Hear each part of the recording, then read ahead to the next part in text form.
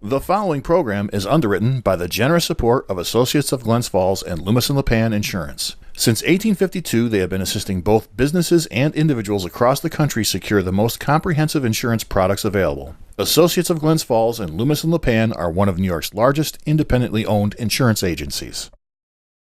Public affairs programming on Look TV is underwritten by the generous support of Pinnell's Restaurant, classic Italian American food since 1922, and Stored Tech, technology solutions for computers, networks, and phone. Stored Tech, your technology, our passion. 1922, Babe Ruth debuts with the Yankees. WGY signs on air.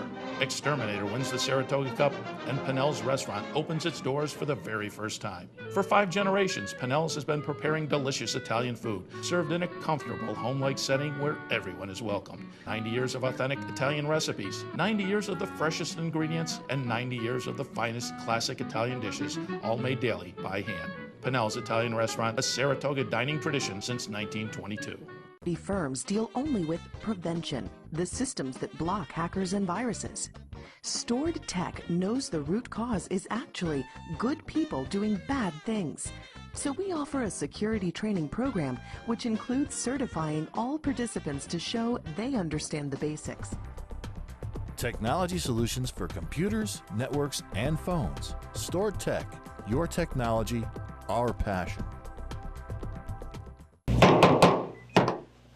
Good evening, everybody. I welcome you to the regular town board meeting, town of Queensbury town board meeting. It's March 18th, 2019. Time is 7:02 p.m. And before we begin the regular agenda items, would you all please join Councilman George Ferone in saying the Pledge of Allegiance? I pledge of allegiance to the flag of the United States of America and to the republic for which it stands, one nation, under God, indivisible, with liberty and justice for all. Thank you and welcome.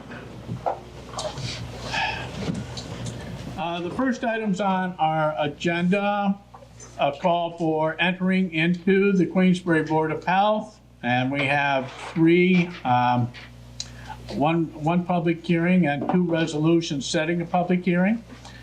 And that's all I believe we have for tonight's Queensbury Board of Health. So is there a motion to move into the Board of Health? So moved. Moved by Councilman Ferone. Seconded. Seconded by Councilwoman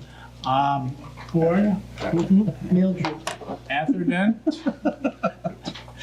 And all those in favor of moving into the Queensbury Board of Health, please say aye. Aye. All right.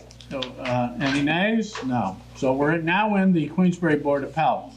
And Rose, our first item, please.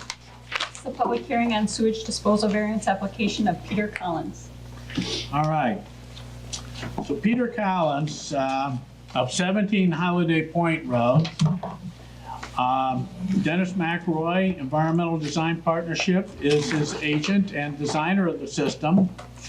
It's a 5-bedroom residence, like I said, located at 17 Holiday Point Road. They are using a pre-treatment system, a Claris Fusion 800, and they have an absorption field, 565 square feet, and they're going to be using fill soils to import and amend what's natural there to make it a better filtration system. I did a site visit. Dennis and I went through this Thursday, March 14th. So they're asking for 3 variances. The first variance is that the absorption bed to be 2 foot from the property line instead of the required 10-foot setback. The second variance being requested is absorption bed to be 70 feet from the shoreline instead of the required 100-foot setback. And third variance is the treatment tank to be 4 feet from the dwelling instead of the required 10-foot requirement. So would you like to elaborate a little bit more than that, Mr. McElroy? Sure. Identify yourself for the record. And Thank you, John. I'm Dennis McElroy with Environmental Design, representing Peter and Tina Collins on this application for a wastewater variance. As was described, this property is in the base of Cleverdale off of Sealy Road, Holiday Point Road. It faces the Warner Bay side of the lake. It's I guess, a classic case of an old property that is on a lot that isn't of sufficient size to be able to meet all the setbacks for a newly designed system. So we've designed a system and using a Claris Fusion treatment tank, which will, again, you're educated enough with this now that it's enhanced treatment so that it does more treatment than a conventional septic tank. So and this is common now and almost mandatory for any variant situation that we've come across. So we've implemented the Claris design as well as a new pump tank and a new field area, although the field area actually is in the same location as the existing system. The Collinses are just thinking in the future of the time when a replacement will be necessary. The variance will be required because there isn't a way of putting a standard system or a suitable system or a compliant system, I should say, on that property. It's a third of an acre, surrounded basically by water, so that it's limited in its ability to meet the 100-foot setback to the lake. That's one of the variances required. 70-foot setback to the field, requiring 30-foot relief. The other two are, one is a property line setback. That's not real significant in my mind. And the third variance is the treatment tank is 4 feet from the dwelling as opposed to the 10-foot that's the standard. So that's the... And I believe you were considering dousing the field? Correct, yeah. It will be a pressure dose system so that it helps provide better distribution within the field. So I did do a site visit. We went over it in some pretty great detail. And I think that what I saw and the way Dennis laid it out was as good as one could get. And so with the pre-treatment, with the raised bed, the amending of the soils, the dousing, the pressure dousing of the field, I think, in my opinion, it's a well-designed system. So, so I'm not concerned about the variances, but that's me. And like I said, I did do the site visit. I thought Dennis did a very good job designing. Does anybody have any questions for Mr. McElroy before I open the public hearing on this matter? No. What's it replacing then? An existing system has a septic tank, has a pump tank, and a sort of a homemade seepage tank, laid up block in a rectangular configuration. And so it's, it was probably state of the art at the time that it was constructed, but When was that? no longer so. Well, actually, the Collinses, I think, have been there for 30 years, so it was in that time frame. It was something that Pete told me that Scotty McLaughlin had built for him. Thanks. Anything else, board? All right, I'll open this for a public hearing. Is there any member of the public that wishes to speak to the Peter Collins, 17 Holiday Point Road variance, sewage disposal variance application request? Seeing none, I'll close the public hearing. Any additional thoughts on behalf of the town board before we go to a motion? All right.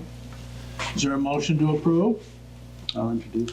Introduced by Councilman Medevere, Seconded. seconded by Councilwoman Atherton. Roll call vote on this, please, Rose? Councilperson Atherton. Yes. Barone. Yes. Switzer. Yes. Stroud. Yes. And Medevere. Yes. All right. Thank you very much.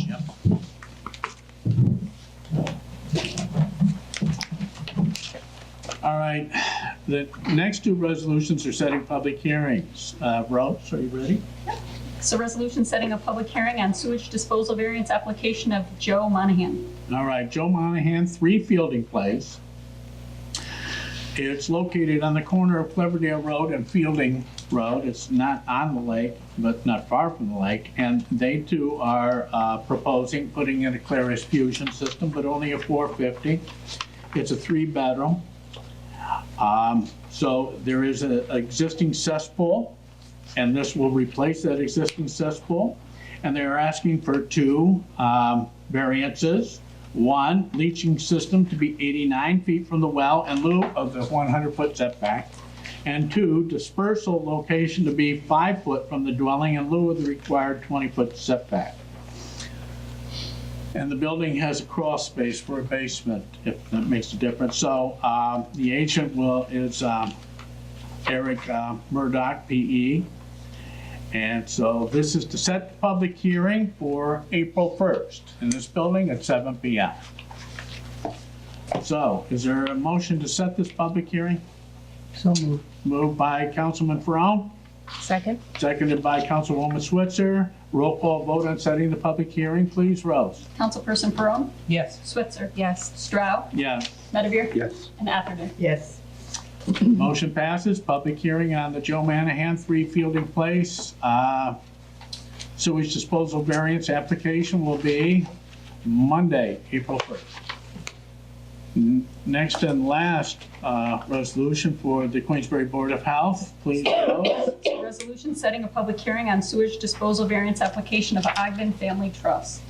All right, the Ogden Family Trust has a place on 2 Hall Road extension.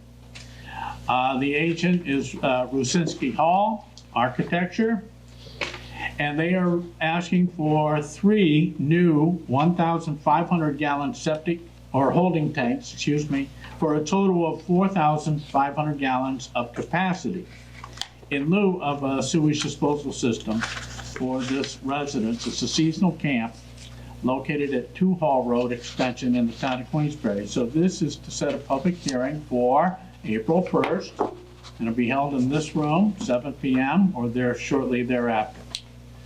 Is there a motion to set this public hearing for April 1st? Moved by Councilman Medevere, Second? seconded by Councilwoman Atherton. Roll call vote on this, please, Rose? Councilperson Switzer, Yes. Stroud, Yes. Medevere, Yes. Atherton, Yes. Perone. Yes. All right, public hearing will be April 1st. That's it for the Queensbury Board of Health. Is there a motion to move out of the Queensbury Board of Health? So moved. Moved by Councilman Ferone, seconded by Second? Councilwoman Switzer. All those in favor of moving out of the Queensbury Board of Health, please say aye. Aye. Any nays? Its ayes are unanimous and passes. So we're now out of the Queensbury Board of Health. Next, we have 2 public hearings. And would you please announce the first public hearing, please, Rose? This is a public hearing on North Queensbury Rescue Squad's proposal to purchase ambulance and authorize incurrence of tax-exempt financing debt for such purchase.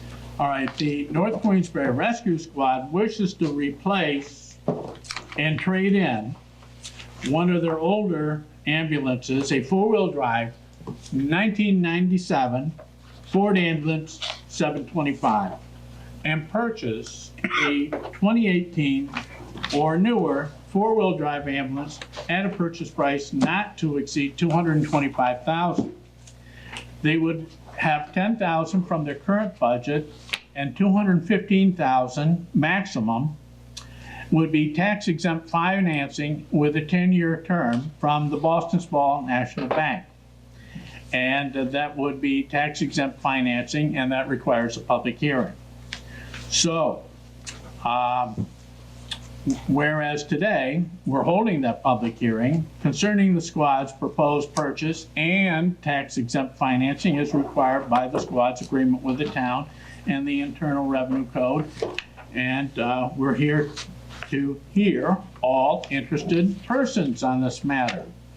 So I'll open the public hearing on this. Is there any member of the public that wishes to speak to this resolution authorizing North Queensbury Rescue Squad's proposal to purchase an ambulance and authorizing incurred of tax-exempt financing debt for such purpose?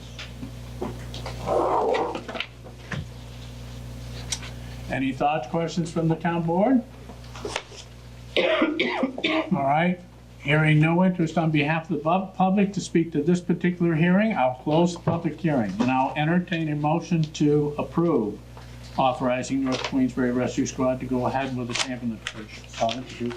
Introduced by Councilman Medavere. Second. Seconded by Councilman Ferone. Roll call vote on this, please, Rose. Councilperson Medavere? Yes. Atherton? Yes. Barone? Yes. Switzer? Yes. Stroud? Yes. Good luck, North Q. All right, our second public hearing tonight is actually a continuation of a public hearing. Rose? So, continuation public hearing on a local law to amend Queensbury Town Code, Chapter 179, zoning, to change zoning on property owned by Queensbury, John and Sons, Inc. from moderate density residential to rural residential 5 acre. Thank you, Rose. All right. So, the Fort Miller Company wishes to expand its sand and gravel extraction operation. And they would like to have an access road to Ridge Road and eliminate Dream Lake Road except for emergency access only. And in order to have this access to Ridge Road, there is a piece of land owned by Kubricki, John and Sons and identified as tax map number 279.-1-48 located at 1359 Ridge Road. So the town board is considering a request by the applicant to amend the town zoning map to change the zoning of the property from moderate density residential to rural residential 5 acre to permit sand gravel extraction. And the DEC was lead agency on this matter. The DEC performed seeker review and determined that the project would not have a significant effect on the environment, and a negative declaration was declared on January 29, 2018, and that is on file with the town. So we've had a public hearing on this, and we've had emails, we've had many discussions, and as of this point in time, we have offered an additional resolve. And the resolve says that in furtherance of protection of and benefit to the public, such zoning amendment shall be subject to the following 5 conditions. 1, Fort Miller Company Incorporated shall construct a road connecting their current mining operation and Ridge Road using the property in question. 2, the road shall be their primary road for their mining operations and any other related traffic. 3, that Dream Lake Road access shall be gated and closed and only be used in cases of emergencies. 4, that the above shall occur, A, and there's 2 subcategories, A being the first, within 16 months of final planning board approval for the expansion of the mining operation on either tax map number 279.-1-4-8 or 279.-1-72, or B, prior to the commencement of any expansion not requiring planning board approval on either such tax map parcel, whichever comes first. And 5, and last, the applicant's written consent to the rezoning and the above conditions shall be filed in the town clerk's office within so many days of the adoption of this resolution. And the number of days is still open. So, Warren County Planning Board has reviewed this, and they have determined that the project will not create any significant intermunicipal or countywide impacts. And the Enright Park Agency has reviewed this, and the Town Planning Board has reviewed this, and suggested the rezoning. Now, I believe it goes back to the Planning Board at some point if this board approves this for further consideration, but I'm not sure on that process. But in any event, the The applicant is before the town board right now, and I will have, a continuation of the public hearing tonight, and give the public an opportunity to speak to this. At our last workshop, there were some members of the public that had further suggestions, and I did pass those on to the applicant, and so they may be prepared to address them. I'll find out shortly. Okay, so. Good evening, everyone. For the record, John Lapper with Butch Marcelli from Fort Miller. We've been before you many times on this, and thank you for continuing the public hearing. The applicant is in complete agreement with the resolution prepared by Town Attorney Shackner. John, when you read it in 4A, the tax map number 279.-1, you read it -4-8, and it's actually -48. Just to clarify, it was right in the preamble. And, we would be happy to say, within 2 days or within 5 days to fill in that, we'll put a letter to the town clerk saying that we're in agreement, but Fort Miller is in complete agreement with those terms and conditions. Supervisor Stroud did send me a copy of proposed conditions from the attorney for one of the neighbors. And in that list, what Fort Miller would agree to is to post a sign at the beginning of Dream Lake Road to tell truck traffic that the entrance is on Ridge Road instead. That would require an off-premises sign permit that the town can grant, and it would probably have to be within the town's right-of-way because Fort Miller doesn't own any land at the end of the road. But with those caveats, we'll pursue that and put up the sign with the planning board approval for an off-premises sign. Some of the other conditions that were proposed to notify the planning board in the application for special use permit and site plan of these conditions. That's already in your resolution that you're going to notify that the copy of this resolution will go to the planning board. So that's kind of superfluous. And there was a request that the road be constructed from Ridge Road, but that's not possible in this case. It has to be constructed from the pit because the materials from the pit are being used, and it has to be constructed according to Butch and his engineers from the lowest point to the highest point. Under the stormwater regs, there can only be so much disturbed area, so we have to build it from the lowest. If we build it from the highest, there's going to be all sorts of runoff. So we can't do that, but certainly, as we said last time, the 16th month construction period from as soon as the planning board approves it is fine as a condition.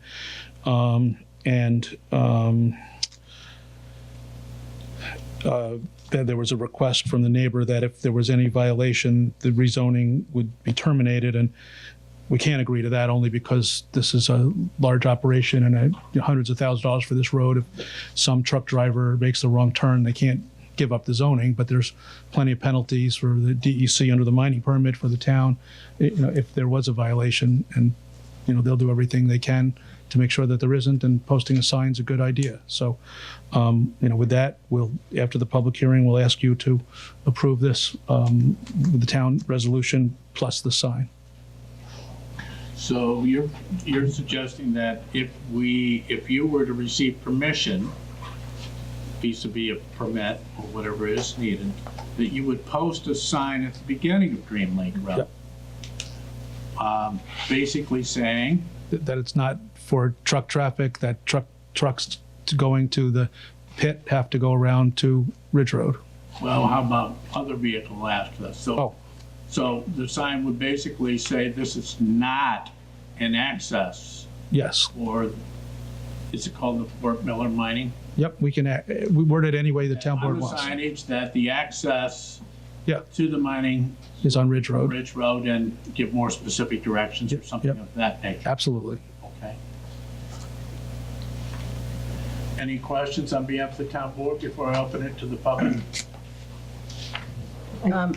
One of the things was the addition of some of the other lots that were provided. I'm just wondering if there was a reason why we didn't include those. Because there's not going to be any application. There's no mining on any of those lots.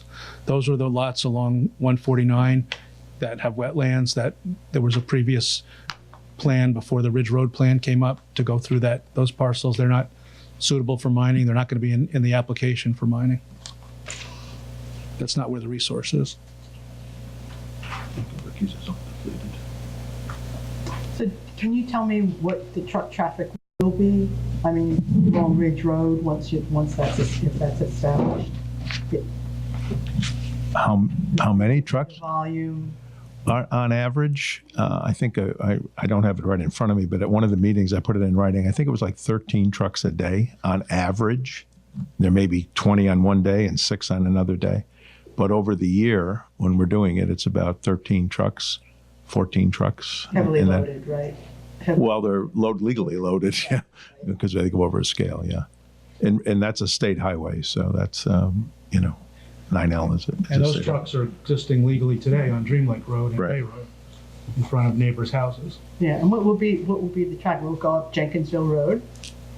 Will it come out Ridge Road and go up Jenkinsville Road? Or No. Most of them will be coming to our pit, to plant Fort Miller, so they'll probably take a left out of Ridge Road, go down to 149, hit Route 4, and come down that way, I would suspect, but truckers kind of do what they want to do. They're not our trucks, so, and we don't have a lot of retail business in there. It's not like there's people coming in every day. We don't sell to the public pretty much. We sell to Duke, which is a local company that we owned, and we still continue to provide material to them. We've sold that subsequent to that. We supply Latham Clemente Ready Mix in Glens Falls here. So those are our 3 primary customers. Toad Flax Nursery buys some topsoil and some sand once in a while, but it's not like there are drugstore people coming in every day getting loads of material, because it's just not set up for that kind of an operation. do you see an increase at all over time of those 13 trucks? It's hard to say. We're not looking to look for more customers. We primarily bought this to service Fort Miller Company. So that was our main goal when we had Duke Concrete in Fort Miller, to provide sand and stone for the concrete business, both the block business and the precast business. All right, thank you. I have a concern about this sign. I mean, if a truck pulls in, and I've seen some of the big tandems, they're gonna pull into Dream Lake, see the sign, they'll have no choice but to back out on the Bay Road. Yeah, You're going to be telling them not to use. yeah, that's the thing. We use Fane for hauling, and Latham Clemente uses Friedman, a local hauler. So as soon as we get the road ready, we're going to say, okay, guys, this is it. You start coming in here from now on. Fane works for us. They subcontract to Fort Miller to haul it. So that's why I'm saying it's not like CVS where you got 100 different people pulling in every day. Right. It's just, it's not that kind of an operation. Right. It's pretty much dedicated truckers. As I say, Toad Flax comes in, Gerard Excavating comes in, some of the local guys will come in for a load now and then. Ellsworth will come in for some stone once in a while. But it's not like it's, we have, our customer list is probably 16, 18 people. So you don't think this is going to be an issue? I don't think so, but I can't guarantee you that a trucker isn't going to drive down there. Well, That's where the pit was. I guess we're going to have to think about a turnaround. I mean, seriously, I just can't see some of those bigger trucks trying to back out on the bay. Just that will not. Well, they'd go down to the end and turn around at Bear Swamp and come back out. I think that's what they would do. You know what I'm saying? I mean. Well, I'm also, yeah, I know what you're saying, Tony. What if we had the signage and we got, let's say, a 1-year permit for the signage because Bay Road's a county road. Right. And so we had it facing north and we had one That's facing south. That would be better. And stop them before they make the turn. I don't think the county would be crazy about signage like that being up there any length of time. Yeah. But just to establish a routine flow and get people out of the habit of going and using Dream Lake Road, maybe we could get a 1-year permit from them. I could Yeah, do that. we'd work with you on that. You can give us the wording that you'd prefer too, that the county can or the town can, however you want to say it. We'd work with you on that. I mean, that's a good suggestion. It'd be better to have it on Bay Road. Nobody would turn in. Right, so that way, those approaching Dream Lake Road with the intent on turning in, with the intent on going to the mining operation would. Right.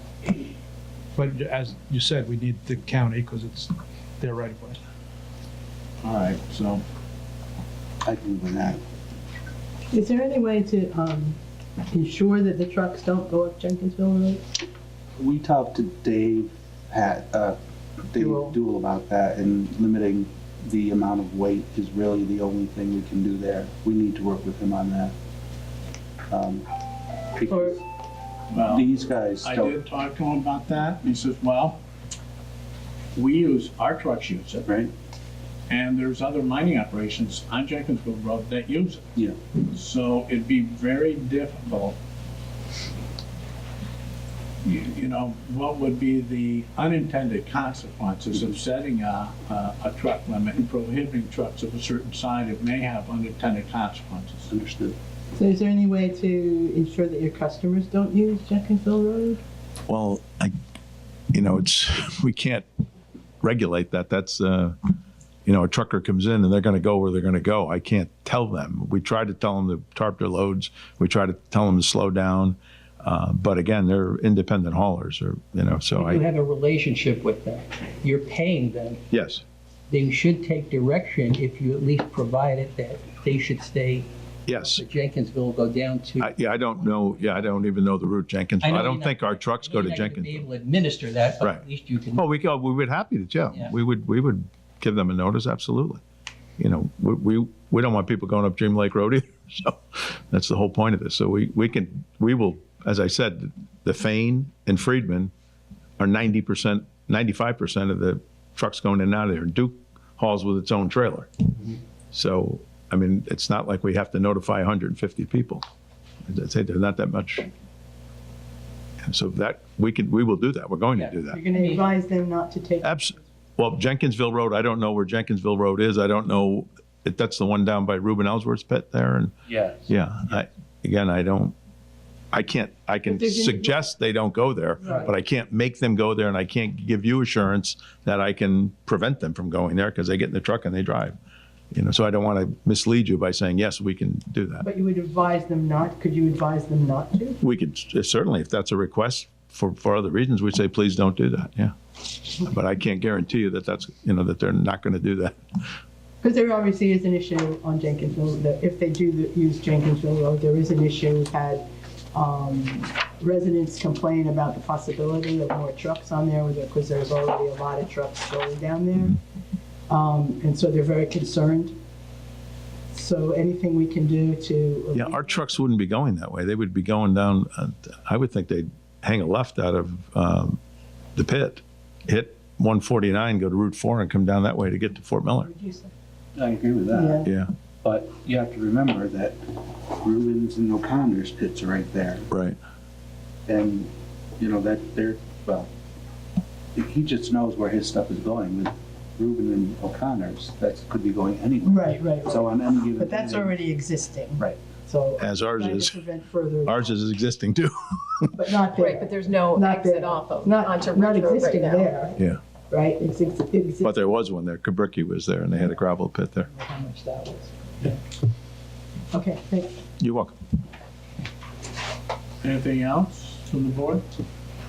So just to clarify, 279.1-73 and 279.1- 48. no, 59.2, those are the two lots that are not going to be included in the application to the planning board? 1-59-2 and 1-61, I think are the ones you're talking about. Right? Are not being included, correct. Right. 59-2 is a wetland, pretty much, that 100 acres, and that's where the APA, we had to sign. We sent that to you as some backup information. I think, John, we sent that to you with a letter from APA. We had to sign an agreement. The previous owner had gone in there and created an environmental violation, and we kind of cleaned that up with APA, and so. And then the 161, we would not be doing anything up there. That's 7.1 acres near the restaurant.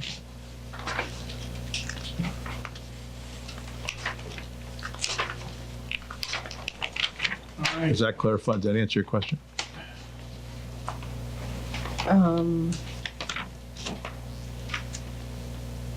just looking at what I have. Do you want us, can I show you this map? Was this easier Yes. for you? That probably That's a tax map. limited.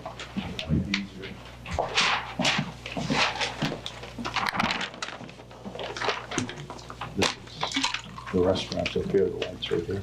So we're not gonna be doing anything with that. And this is the wetland area here. This is 100 acres here. That's one Okay, dash. the 15.2. Yeah, Okay. that makes sense, Steve? That makes sense. Okay, great. Sure, absolutely. This piece of property. There's no- This is the wetland area. This is the wetland area. So we're talking about this stuff. And it's good for his parcel. Oh, great, okay, great, thank Makes you. sense? Yeah. Okay. Okay. Anything further from now? All right, so if you'll please have a seat. May I turn it over to the leader? Thank you. Thank you. Any member of the public, I'm going to open the public, or remind you that the public hearing is open, and please identify yourself for the record. Short, a little short, so I'm gonna move that. Claudia Bramer, attorney for the Holdings, who live over on Dream Lake Road. And we very much appreciate you keeping the public hearing open since the meeting back in January when we first saw the proposed conditions. And since then, we've had a chance to look at them. We obviously agree with all of those conditions, and we're happy that the applicant has agreed to those as well.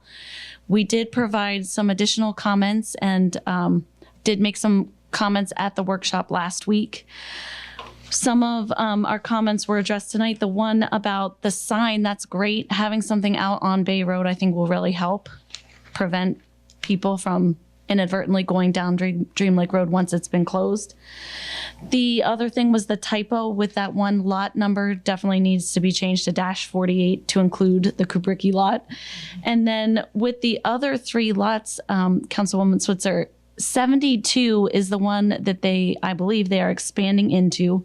73 is the current mining operation. And then 59.2 does have the road included across it. So I would argue that all three of those lots should be included in your resolution, just to be sure and clear that any expansion or use of mining operations on any of those three lots would be included. I can see not including 279.1-61 because it is pretty far over there and it doesn't have the road on it. But those other three lots and the Kubricki lot, I do think all should be included in your resolution tonight. And the other thing, two other things, it was mentioned tonight that the whole reason they're looking for this zoning change is to put the road out there to go onto Ridge Road. So I would urge you again to make this contingent on the road being constructed within 16 months of this zoning change. There's no reason to wait until 16 months from a planning board approval. If they are committed to going forward with this, they could start, although they do need planning board approval for the road. Yeah. Yeah. If they're doing any further expansion without planning board approval, it really needs to be done as soon as possible. So are you requesting any? I think your current resolution does say they need to be doing it within, prior to the commencement of any expansion not requiring planning board approval. Well, again, that's a further reason to include all those lots in case there's some expansion that they would be able to commence without planning board approval. The last thing we would ask is for consent from Kubricki since this is still their lot.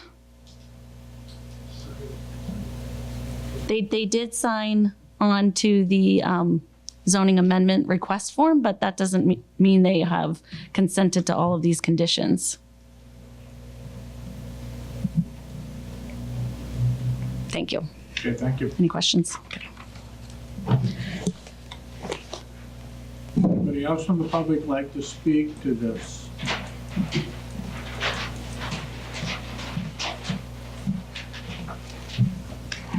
Hello, my name is Pat Wells. I live at 84 Jenkinsville Road, and I just want to make a few comments. And I believe each of you received a letter from a small group of us, neighbors, and I just want to say out loud on the record, often Jenkinsville Road is seen as a convenient shortcut by all these trucks from all these sand pits, not to mention town of Bolton, town of Warrensburg, etc. And we've been dealing with them for many years. To have more trucks is just mind-boggling. It's difficult to walk on the road now. We have a park there, a 3-season park, soccer, baseball, pickleball. We really don't need big trucks not letting our people get to the park. And children riding their bicycles, terribly dangerous. Worse by the minute. So this is a difficult part for us. I will tell you, I'm among a few that when the trucks are speeding by us, one of the things we do, we call the truck company, because obviously no one else really wants to do anything about it. The truck companies generally don't want their drivers in trouble and will straighten them out, especially on our road. And these truck drivers love our road, shortcut. But the road, it's fallen apart. Our road's disgusting. Potholes and side edges coming off.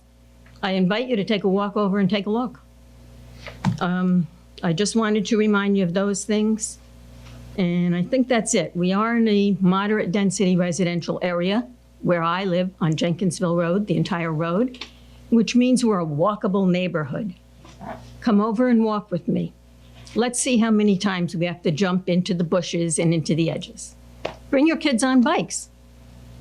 I don't think you're going to like it. And they've already started this year. There's been trucks already today, yesterday, and this is going to be a long season. Let's not wait for an accident. How far down on Jenkinsville Road do you live? I live probably in the middle about. Near the park? I'm just below the park. The field on the other side from the park and the falling down barn, that's mine. Where, so there's 2 other contractors on Jenkinsville Road, Reuben Ellsworth and O'Connor. No, O'Connor's not on it. They're on Ridge. They're on 9L. Oh, okay. But, Mr. Ellsworth is, and we telephone them often. and the town is too. The town has a small one. So, all right, well, I'm just thinking out loud that, where is the Ellsworth construction pit related to where you live? Is it west of you? It's just past the transfer station. Well, you don't make it to the transfer station. If you know where the little store used to be and Americade is today, just behind that. So I'm just wondering if we could take part of Jenkinsville Road, forcing them to come out and use Ridge Road. And try and prohibit having a weight limit on those trucks without inhibiting what they've been doing historically. Right. All right, I'll ultimately, this is the highway superintendent's prerogative. We can make a request. Right. And we will. I mean, I will, and I think the board supports me in doing so. But, I will see what Superintendent Dool says. Okay. To that suggestion, because when I first made the suggestion to him, he pointed out to me that there's these other contracting companies that use the road, including the town, and... But the town and Jenkinsville Sand and Gravel are the only 2 that are actually on our road. Yeah, so if we could allow the use of the big trucks on the western end, the one towards Ridge Road, maybe prohibit the bigger trucks on the rest of Jenkinsville Road, that would be better, right? I think so. I'm not sure we can condition or make that part of this application, but it's something that we can really try and look into. We would appreciate it. We're a small neighborhood, but we're just as important as anybody else, and our children are just as important. Yeah. And I'd like to say, Mrs. Atherton, I believe our 97-year-old resident who sits on her front porch and watches these trucks called you. And I would appreciate. I want to say thank you very much for paying attention to her. All right. Anything else? No, that'll do it. Thank you. Anybody else like to speak to the town board on this topic? Good evening, Janice Holding, 48 Dream Lake Road. I want to again thank you for your willingness to listen to our concerns, and I know that it's been a several-month process, but we really do appreciate it. And I really appreciate that the signage is something that Fort Miller has agreed to, because I think that will make a big difference. Anyone gets in a habit and they're just going to be used to it, but if we have the signs on Bay Road, that'll be very helpful.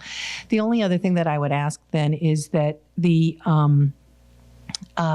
maintenance and plowing of Dream Lake Road, I mean, they're going to do something if they still want to have it for emergency access. If that can be done within the hours of operation. After a snowstorm, we're hearing graders and backup alarms repeatedly, and sometimes even before 6:30 in the morning, and the pit is not supposed to open till 7. So if there's any way that they could be confined to the hours of operation for any maintenance of the Dream Lake Road extension, we would appreciate that, because it is mining equipment that they are using. And if they could even not do mining equipment, that would be nice too. Thank you very much. Thank you.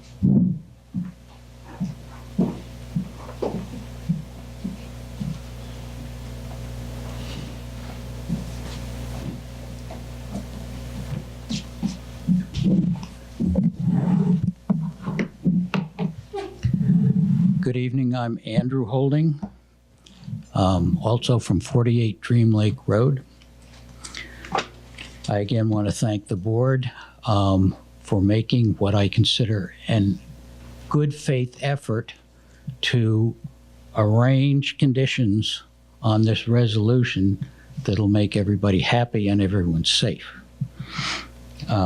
We have no problem with the sign issue. That's not a large issue at all. But I must address some of the inaccuracies that we heard from the Fort Miller representatives. Mr. Marcel's truck traffic estimate of 13 trucks is absurd. And if the town really wants to know how many trucks, by law, by mining law, they have to keep a truck log. And if you went back to 2016, when they didn't, Mr. Marcel said they have subcontractors and a few other trucks coming in and out of there. But the year they got a New York State contract, there were 62, 64 trucks at the high points. So I think if truck volume is anyone's concern, they should find out what the real truth of the volume is. Mr. Lapper said that there are only 2 parcels, but the road actually goes through 3, and the gate that is being talked about is on the 4th. So if you're making a resolution that has conditions, I can't see how it will be binding unless all of the parcels are named accurately. And that's probably something for your attorney to answer, not me. We also heard that they can't build the road from the outside in. My understanding was because of terrain and drainage. If they had purchased that property, and Mr. Marcel at a past meeting said mining, sanding, gravel land is getting very valuable, getting very scarce. So if they'd gone out and they had purchased those 2 parcels, whether they were zoned for mining or not, and then changed them to zoning, and those parcels were not connected to their existing pit, they would still have to build a road from Ridge Road in, regardless. So the Ridge Road in, we had in a previous discussion talked about barricading between the 2 properties so there was no transfer of materials, etc. And Mr. Stroh said after talking to Fort Miller, they wanted to use their own product for the road. That makes perfect sense. But the stages are, you come in, here's this woodland, you're going to make a mine out of it. So the first thing you're going to do is you're going to get skidders in, and you're going to log the area, and you're going to load those logs in timber and try and sell them to Finch Brine or whatever you do with them. Then you're going to grub the area, excavators, graders, all kinds of heavy equipment. And then when you get to your rough grade, then you're going to start building the finished grade road, which, yes, requires sand and gravel and should be done from within the existing pit.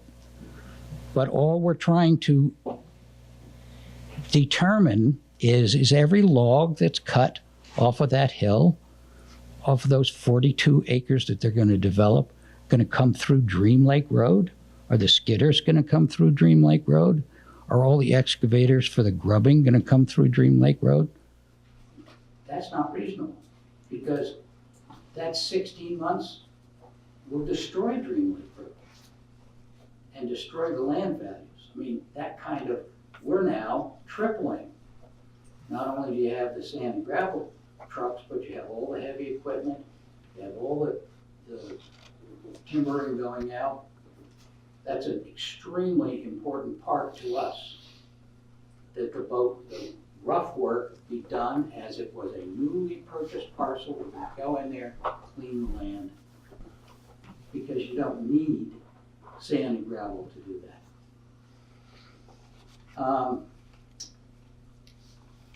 One statement was made that there was a request from a neighbor to give up the zoning if they violated the agreement.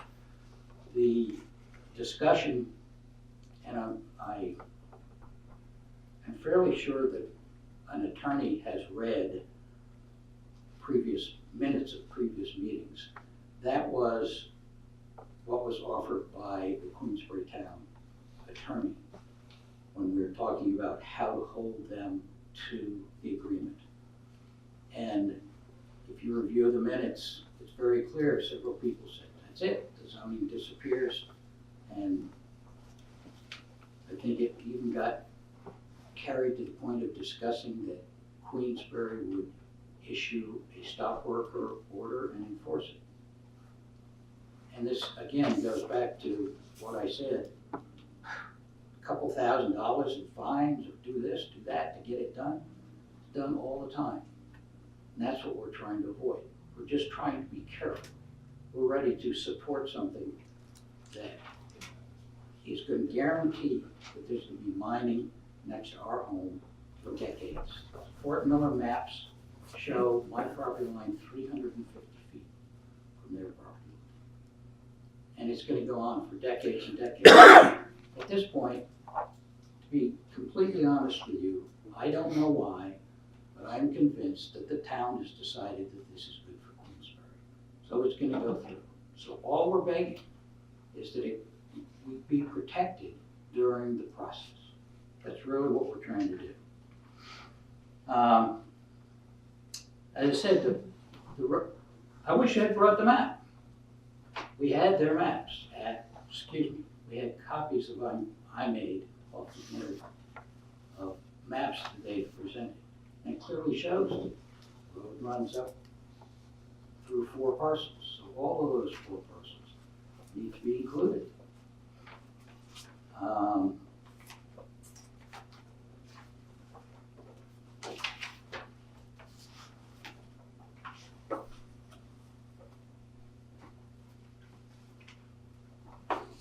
I would love it if somehow this was just going to be stopped. But that's not going to happen. So what I'm asking is that we cooperate.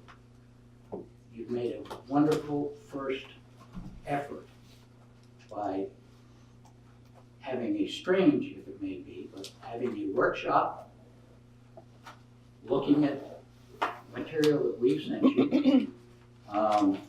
I don't know whether you got any response from Fort Miller prior to tonight, but my basic hope is that the opinions that were expressed at the last meeting by some very reasonable members of the board follow what I said to Mr. Stroh and you folks in our latest email. We want to do it right, not right away. Which Marcel has been saying that that land won't be developed. When that land is fully developed, he won't be around. This is something that's long-term, and it's going to affect my children and grandchildren if they hold on to the piece of property that we love. And I'm asking the town board, table this tonight, have a new town, a continuation of the public hearing at the next town board meeting to give us a chance to respond to essentially conditions that weren't changed. We provided a page of conditions, not all of which Fort Miller might accept. But I guess it's a question for you, John.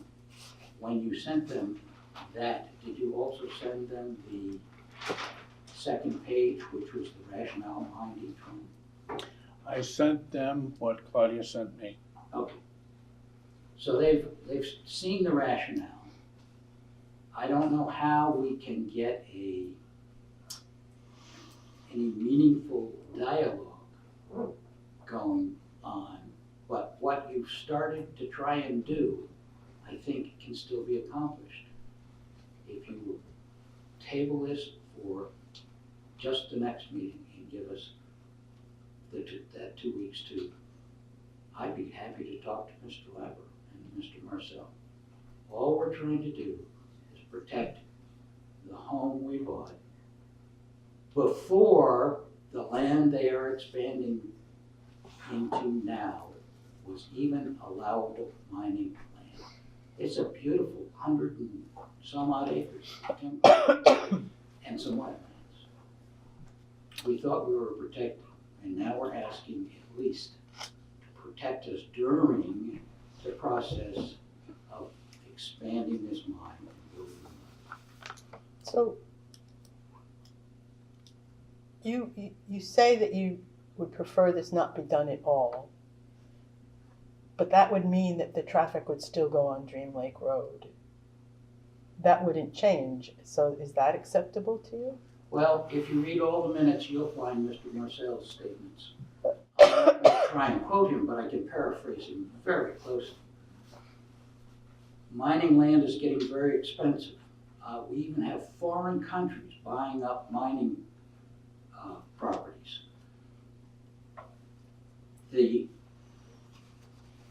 I'm sorry. He also goes into where he didn't use the word scratching. We're searching, we're scrambling to find product, and we need to expand. Well, fine, go ahead and expand. But if worse was to come to worse, and they weren't allowed to expand, that mine would run out. And Queensbury would have 116 acres or whatever of nice wooded land. If Queensbury's can continue to grow, that could be land that's homes with lawns instead of a moonscape. So yes, I'm against it. But what I'm saying is it has become obvious to me that the town board, for whatever reason,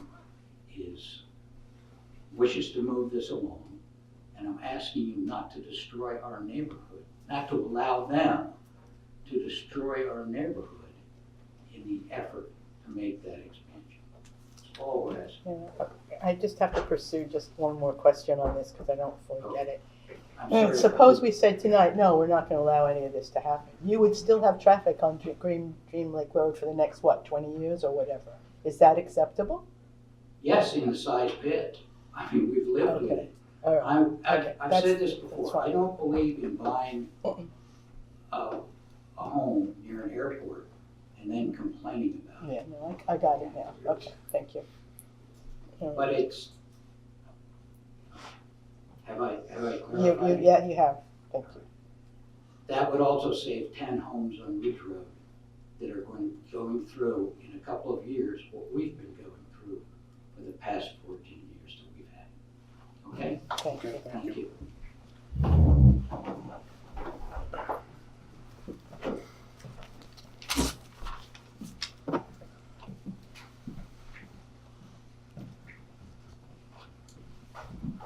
Hello, my name is Kathy Monroe. I live at 22 Red House Lane, which is an offshoot of Dream Lake Road.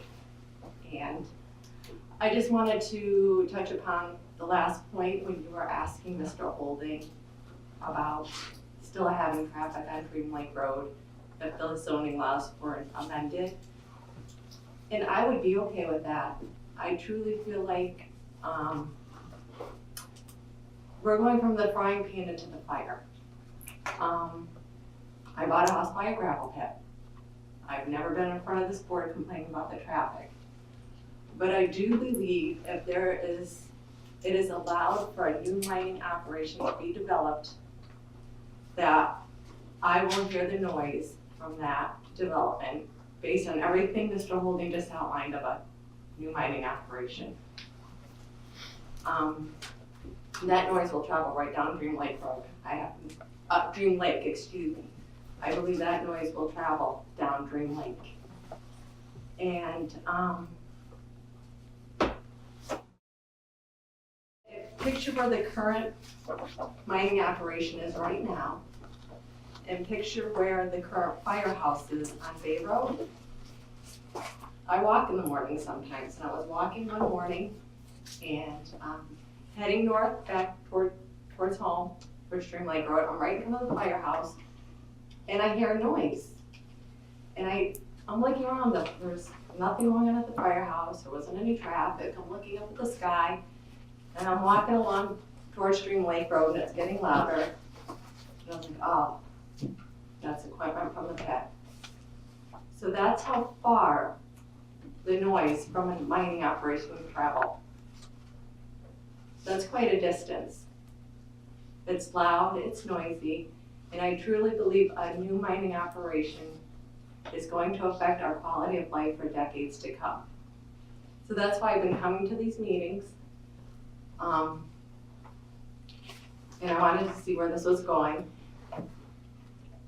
And I would be happy if it was tabled, so we could protect us if this has to go through. If this is going to go through, I want the residents to be protected as much as possible, but I would prefer that the zoning law was not amended, and we can prevent the further deterioration of our quality of life on Dream Lake Road.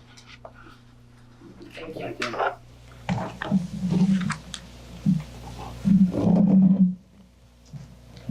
Anybody else from the public like to speak to this?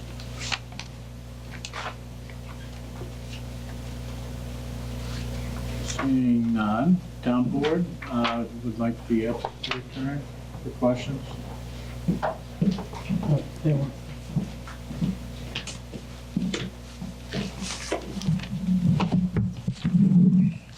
We just want to clarify a point that I think was Ms. Kramer brought up. We said there was no mining going to go on 159.2, but the road cuts over a corner of that, so that should be included. That's correct. When the question was asked, we said there was no mining going on in there, but the road does go on parcel 279, 1-59.2 in the corner.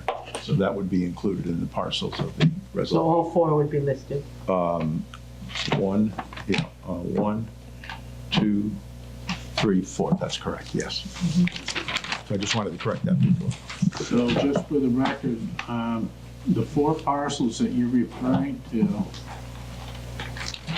Let's review that again. 279-1-48. Yes, that's the Kabricki parcel. 279-1-72. That's correct. 279-1-73. Correct. And the fourth one would be 279.1-59.2. And are those, okay. Because the road does, the way it's laid out right now, we'll go through the corner of the property. Okay. So are those rural residential 5 acre? Excuse me? Are they zoned rural residential 5 acre? Yes, I believe they are. So they would allow the... Yes. Yes. Okay. The exception of Kabricki, obviously. Yes. So, you want me to go down through my list? I also want to respond to something that came up that Claudia had mentioned. Okay. She suggested that the 16 months run from when you vote on this, Yeah. but we still have to go through the town planning board process, and that could take a number of months. So I will need 16 months to do the project right. So it really needs to be from when the planning board approves it. And then in terms of Mr. Holding, Butch can address this as well. But the way he described the process, the land would be cleared and grubbed all at once, and that's not. It has to be. The road has to be built in stages. As I mentioned before, you'd have too much disturbed land if you did the whole road all at once, cleared it, and graded it, and then gravelled it. 5 acres. Yeah. So it's going to be. It'll be built in stages, and it has to be built from the pit where the materials are. But that also means that there's not going to be logs coming out for 16 months, because that's just a part of the process. So they'll clear the trees, get rid of them, and then they'll build the road, and then they'll go up and clear the next section. It's just a practical issue. You didn't do the logging from the outside? Because we're going to start. We haven't gotten that far yet, John, but we can look at that. We can get the logs. First of all, you need to understand the road is 5 acres. It's not 42 acres. So the road is 5 acres in the area, plus or minus. And again, we got to get out there and take a look at it, but it's not 42. The intent is not to go in there and take all of the trees and all the foliage out of that property. That's not the way it operates at all. We're going to go in there and build the road. We're going to continue operating where we are in the pit. We're going to try to grow that a little bit as we get our special use permit and so on and so forth. The intent here is not to increase the 64 loads that, and I don't know that number, but that was referred to earlier. Skimmerhorn had a project over here on right up across from the college, and they bought sand from us to fill in because they had clay. They were removing the clay and bringing sand in. So he had 4 or 5 trucks that were making a very short run here. So that I don't know the count. I don't know how many trucks went through there on that day, but there were more than 14, obviously, because I think he had 3 or 4 trucks and they were making a very close haul. But that was for a couple of days. That didn't last for the whole season because we don't. So that explains, I think, what that was. Mr. Skimmerhorn needed some material and he bought it from us, and he had 4 of his own trucks hauling it close by. So they can make a cycle probably in every 15 or 20 minutes. So that's not typical. That's not typical. It hasn't been typical since we've owned it. Okay.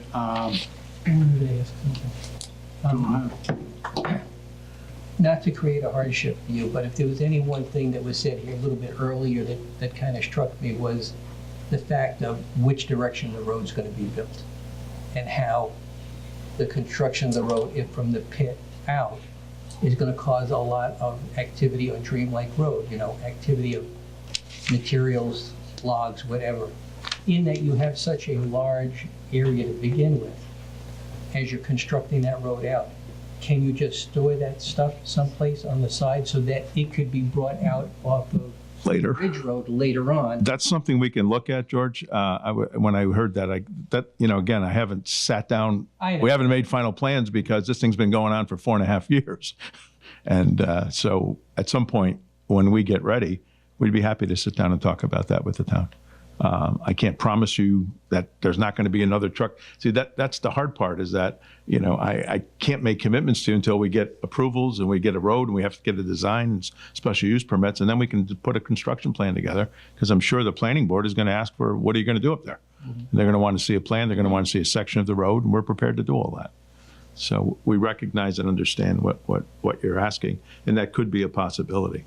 But we're not going to go up there and strip 40 acres or 50 acres of material. That's not going to happen. That's not. The road is going to take 5 acres, and we're going to make that as tight as we can because we don't want to. And I know, like you said, you have to put your plans together, but it's not going to take you 15 months to build that road, right? Do you have an estimate from start to finish how long? Well, I don't know when we're going to get approval. As I say, it's been 4.5 years. So if we got approval and we had a winter season that could last 6 months up here, we've already lost. That's why it was hard to commit to a year. We'll obviously try to expedite it. I mean, is it a 4-month project? Is it a 6-month project? Is it an 8-month project? I would suspect it's 6 to 8 months. Okay. Yeah. In good weather? In decent weather, yeah.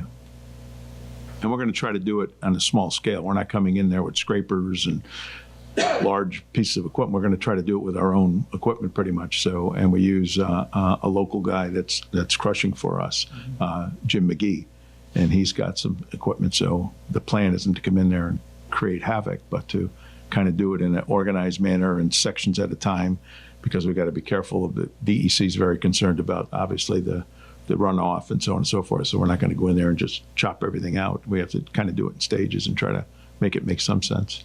And it's expensive to do that. We got to relocate the scales. Our bond increases, the bond premium goes up. So there's a lot of expense here to do all this. So it's not a free pass by any means. But the upside is that Dream Lake Road has been used for decades. This pit, it was there long before Fort Miller bought it in 1950s. And the result of this will be that there won't be truck traffic on Dream Lake Road, which the neighbors really should appreciate. I don't think, but it's funny, I don't think 50 years ago there were as many environmental concerns as there are today. And today, there's probably more concerns about an operation like that than there would have been 50 years ago. So.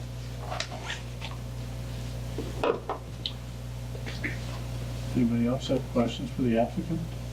The only question that I have, and I don't know if it's legally, is the consent, getting Queensbury's consent to the rezoning, to the conditions. If that's something that can be included in this, or if it's... If it's a condition of approval, it's a condition of our permit. I mean... Okay. I don't understand what Mr. Labrador just said, although he looked at me when he said it. I understood you to be asking, could, my words, not yours, paraphrasing, would the town board have the legal authority to require as a condition of approval, the consent of one of the other property owners? Correct. And the answer to that would be affirmative. Okay. So they signed the application. Right. To give us permission as their agent to and granted an easement to go over the property to build it and to use it. So they've already signed on to the application. If it's something that you want, I would just need a little more time to see where they are and, get something signed.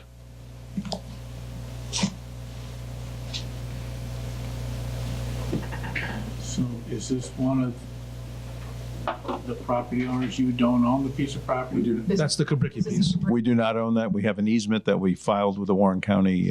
Which already exists. Oh, it's the Kubricki property? Yes, yeah. There's already an easement On it. Clerk's office. Isn't don't you have a contract to purchase that? No. An easement. We're not purchasing that. We don't intend to purchase it. And I think that's the purpose of the consent. That's why there's an easement on requesting the consent. They gave us an easement of record that's on file in Warren County, and they also signed the application as to build the road. Well, that's So- implied consent. Correct. Yeah, that's what I'm saying. They're aware of it, and we're going to be paying them a Well, so I fee. guess if it's implied consent, then it shouldn't be a big deal if we include it in this, if we can do it legally. That's what my viewpoint is. If you want that, it's fine. I just would ask then to give me 10 days to file the consent with the town clerk. Someone's out of town. We haven't approached them recently, but we certainly can do it. There's an easy way to accomplish that. We could just change what I'm now going to call proposed condition number 6, and I'll tell you why. To simply say the applicants and Kubricki, whatever the name of the entities, written consents, and then make it 10 days. Fill in the blank with 10 days. Yeah. So it'll need both. That's fine. Yeah, we can do that. Is there any way to determine the exact traffic that occurs Why, it's... on a daily?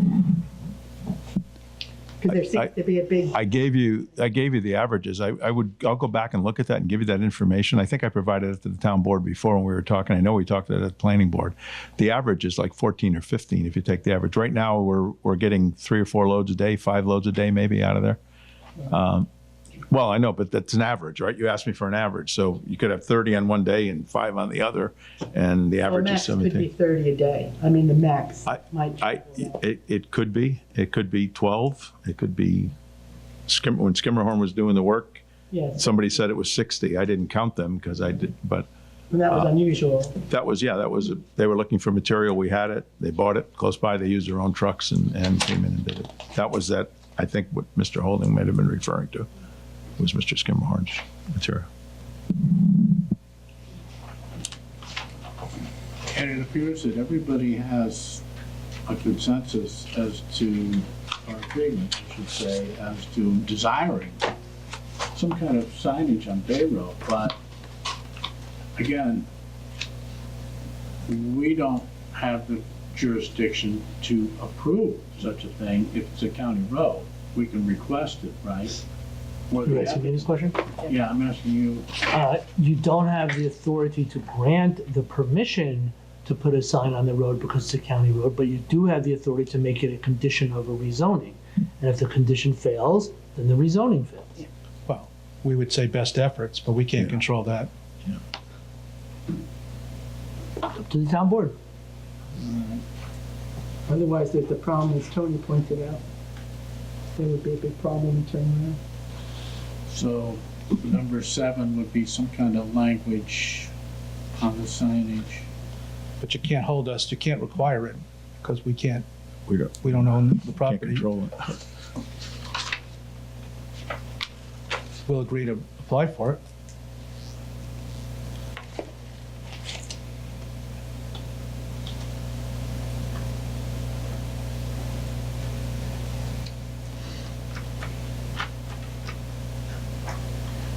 So, all right, well, I still got to, I think we got to work on that a little bit. Yep. Other thoughts, town board? I'm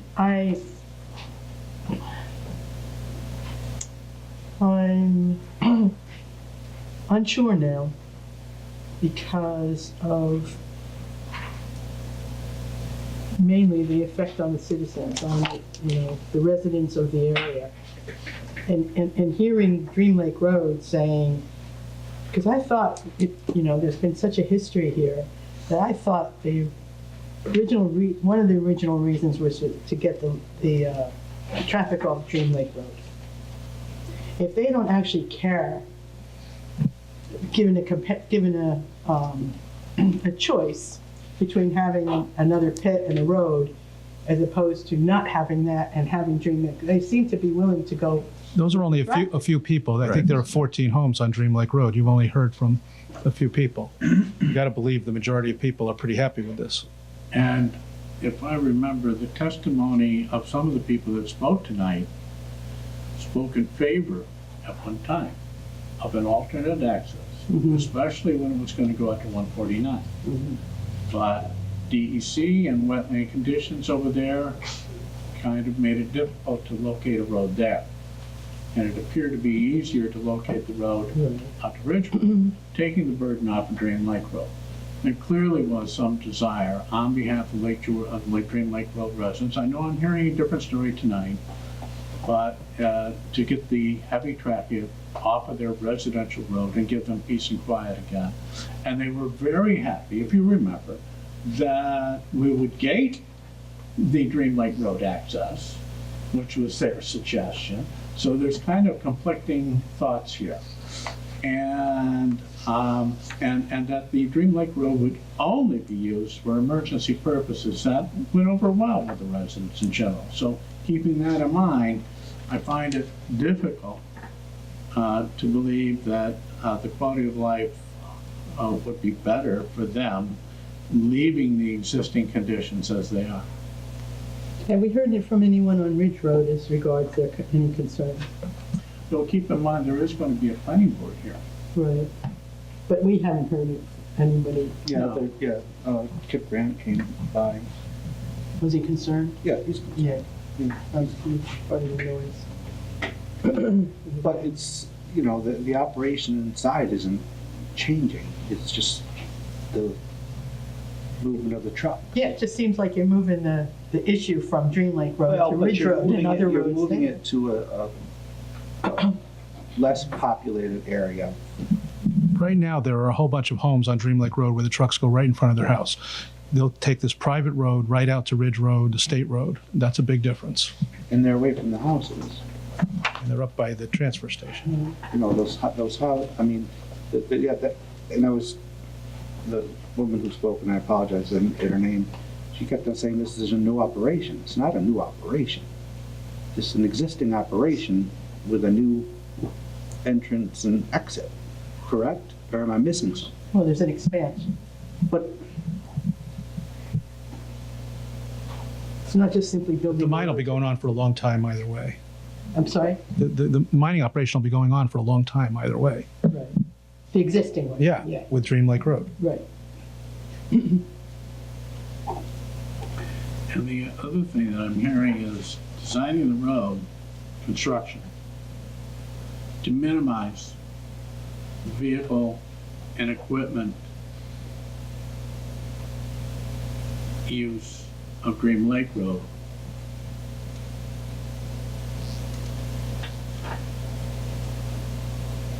I don't know. We'll address that with the planning board for the special use permit. Yeah. And the, MDR to RR, I know when we did talk about it initially months and months ago, nobody seemed concerned that we were going to be allowing mining in all RRs. Nobody's concerned still? No mining is going to take place on the Kubricki property. That was already mined and closed. No, I know, but us changing the zoning for you means it opens up mining on. Well, I think the resolution had 25 acres as a minimum. So you have to have 25 acres. You have to have a DEC permit. You have the APA to deal with. We've gone through all the processes. So it's not that you, from my opinion, you've kind of quantified what's going to happen if you want to do this in that RR5 zone. But those are, you put very strict conditions on that, 25 acres and. That's right. So 1,000 feet, there was 1,000 feet.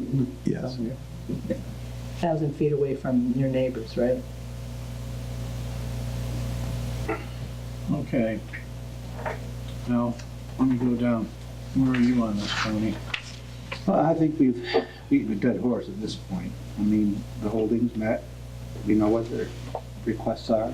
They've agreed to them. To continue this on any longer just seems absurd to me at this point. I mean, we've done everything they've asked us to do. Everything. And now asking that we stop everything and keep the trucks on Dream Lake, I'll never understand that. So, never, for the life of me, understand that rationale. So I'd like to move forward. Catherine? I'm still concerned about the increased truck traffic, possible increased truck traffic on Jenkinsville. Since we've had residents come in and complain about it, and I know that can't be something about the zoning, but I wonder if this board cannot say that we will investigate doing something about it. Firmly, really. I already said that. Right, but really give us a deadline, that there would be a deadline to look at this, and that we would come to some conclusion before. Again, that's the highway department. Understand. We can request the highway department consider some kind of limitation for truck traffic on some part of Junkinsville going eastward, for example. I wonder also if it Or wouldn't be someplace worthwhile doing a traffic study on Jenkinsville. It seems like it's a real problem there. Well, you can Could we say do that that on too? almost any road in Queensbury. Well, you have a park on there, which makes it a little bit different. The fact remains that if you have two cars, one turns onto Jenkinsville and one goes to Ridge, and then East Sunnyside, it's the exact same difference in time. So it's not really a shortcut. So it would not be the end of the world if we limited truck traffic on Jenkinsville. There's alternate routes, there's 149, so I think we need to have that discussion with Dave. Yeah, and so I think that, you see, the consensus of the board is that we will have that discussion with Dave Dool. And possibly make some kind of request limiting truck traffic. Any other thoughts, Catherine? Well, I'll go in order, just once I don't have to go last, okay? I think Tony summarized it for me as well. I mean, we have given due thought to this for a long, long time. We left the public hearing open. We've listened to the people that are mostly concerned about that. We listened to them. We did react to them. We did provide conditions. We may have some more conditions tonight that we could add. But I'm thinking that, this process needs to move forward, and I'm inclined to approve the rezoning myself. I only speak for myself, with some conditions, and the fact that we'll take a look at truck traffic on Jenkinsville, but it won't be a condition for this application, but it'll be something that we'll ask Dave Duo to have that conversation with us. And that's the way I feel. George? I'm never one to kick the can down the road, but there was a lot talked about tonight. We did talk about some additional, number 6, number 7. How are we going to deal with the signage issue? Right? Is we just going to say we'll deal with that with the county to get that done? Well, I think council made a suggestion that if they don't get the signage, then, I'm sorry, what were the words? I haven't read them yet, but the proposed condition that I wrote down, and I understand the applicant does not consent to this condition, but applicant's consent is not required to a condition. And the applicant's absolutely 100% correct that the proposed condition would not be within 100% of the applicant's control, as was, the mandate from the wizard to bring us the broom of the Wicked Witch was not within any of his 100% control. Nonetheless, you have the authority to impose this condition if you wish to do so. What I wrote, and there's no magic to what I wrote, you can massage it or reject it or do whatever you like, is signs indicating that mine access is only on Ridge Road shall be placed on Bay Road to the north and south of the entrance to Dream Lake Road for a period of at least 1 year.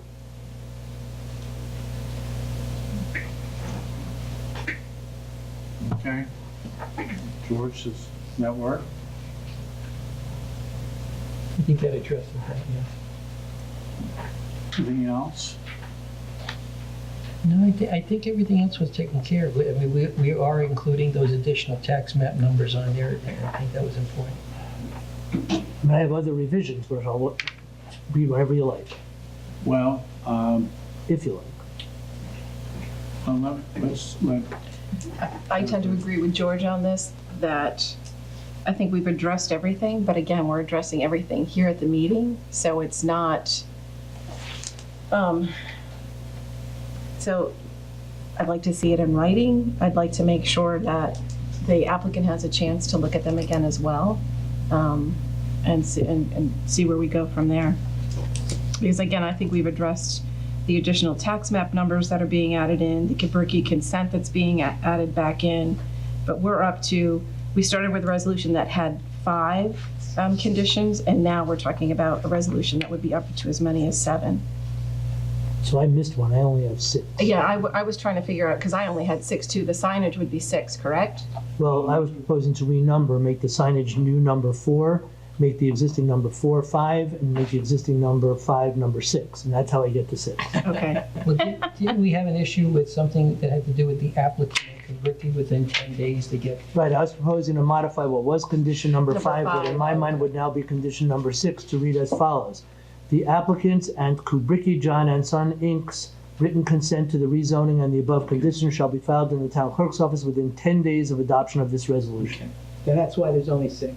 Right. Because we incorporated exactly. the 2 of those. Exactly right. Yep. And I mean, I'll just continue and then I'll be done. You can do or not do.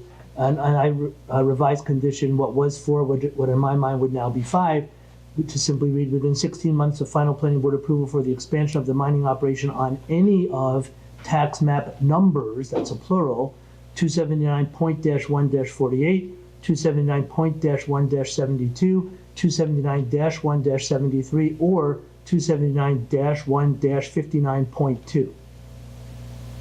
Those are all the revisions that I wrote down in reflecting on what I thought the town board was, where I thought the town board was headed. Of course, do or don't do it as you see fit. Now, I have a document that said that last one was 279.1-1-59.2. That's too many numbers, the tax map number. It's too many numbers, okay. Or no, it's 279 point dash 1 dash, so that is okay. Point 1 dash 59.2? Yep. Yes. It's 279.1 dash 1 dash 59.2. Okay. All right, so Are we gonna say anything at all about the building of the road? The suggestion? well, can the town board make a suggestion? Probably can't, to the planning board that. You're not prohibited from doing so, but A, I would not put it in a rezoning resolution, and B, there is some notion that the planning board should exercise its own independent judgment, free from the input of those who appoint them. Right, so that's what I thought too. Just so I'm clear on that, it is not unlawful for you to make a suggestion, but it, in some circles, is frowned upon for the reason I just said. And I would just request, those conditions are fine, but I would request that the town board indicate or assist us with the county to indicate that you feel it's important that those signs be placed there to help us convince county DPW to allow us to place the signs there. I think it's in our best interest as well as yours. You know, I think with your help, we probably could pull that off. All right, so let me go backwards. Jan, I get the feeling you'd like to see this all in writing and be very clear about it. Right, You seem best to be case okay scenario. with the conditions, but you want to see it in writing. And you want this thing ironed out with the county. Maybe we could get that done in the next 2 weeks or something, right? Yep. George, I get the feeling you're there too, and the same. Well, yeah, I mean, think about all the time we spent up to this point. And Yeah. I know, like I said, I hate kicking the can down the road, but to wait another 2 weeks and get this in writing so we could all look at it. I know that the folks that spoke tonight would probably like to get a look at it too, just to be fair. So, And we've waited this long. I mean, if it would make the board feel a little bit more comfortable in getting this writing down, and we'll put you back on in 2 more weeks. Catherine? yes, I would agree with that. Tony? All right, so, John, I think you heard Mark put out some pretty good. What Mark said is fine. Just get us that in writing and we'll be back in 2 weeks. In the meantime, we could talk to the county and see what's involved here. Yeah. Okay? All right? Can you work on getting that sign off from Queensbury in the next? The consent. Well, You were giving us 10 days after the resolution. after the I think resolution, right. I'd rather go to them Because, once. right, and because I think what they're talking about is the right people aren't available at this point. I'd rather just go to them once with the final resolution and Okay. get them to sign off on it. Okay. I was just thinking, you could take one of the conditions off. All right. Okay. So I think we're in agreement. Do we know what that sign is supposed to, or are we in agreement of possibly what No, that I sign don't is think supposed we're in to 100% agreement, because we got 2 weeks to work on that, George. be? Okay. But we want to present it to DPW, right, at some point? You To mean Warren County. To the county. Yeah, I think we do. Yeah, so I'm gonna see if John can work on something on that, and we'll, I have a meeting next Tuesday on the 26th, and I can add that to what I'm. That's great. Go up there. Yeah, it holds a lot more weight coming from you guys. okay? Yep. All right, thank you. Thank you. I'll leave the public hearing open.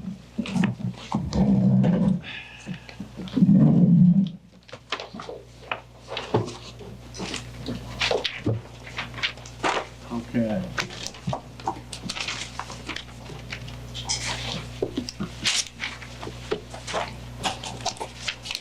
We'll move on. Next part of the agenda is to go over the resolutions. We have 13 resolutions before the board tonight. We've added one, and I'll explain that when I get to it.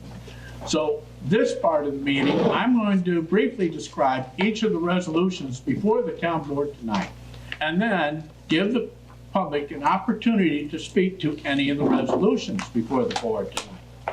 Now, if you have another topic that's not related to the resolutions, I will give you the opportunity, the privilege of the floor to do that later on in the meeting, where you are allowed to talk about any town topic that you wish. Okay? So this part is to go over the resolution. So resolution 4.1 This is a resolution authorizing acceptance of $1,500 donation from Adirondack Soccer Club, Inc., DBA Northern United Soccer Club for Town Recreation Department soccer goal purchase. Okay, again, to repeat, Adirondack Soccer Club is offering $1,500 to the Town of Queensbury Park and Rec Department to use towards the purchase of a new set of soccer goals and/or other soccer equipment on the Ridge, Jenkinsville Park. Resolution 4.2. Resolution setting hearing on Bay Road Self-Storage LLC's application for variance waiver request from sanitary sewer connection requirements. All right, this is setting a hearing for April 1st. Bay Road Self-Storage has applied to the town board for a variance or waiver from Town Code 136-44.1 for an exemption from the town's connection requirements to connect its property located on Bay Road, adjacent to Duke Industrial Park Road, to the Queensbury Consolidated Sanitary Sewer District, with the understanding that any waiver approval would be based on a self-storage use and redevelopment of the property, with a different use would negate the waiver. Okay? And this is, again, to have a hearing on this matter April 1st.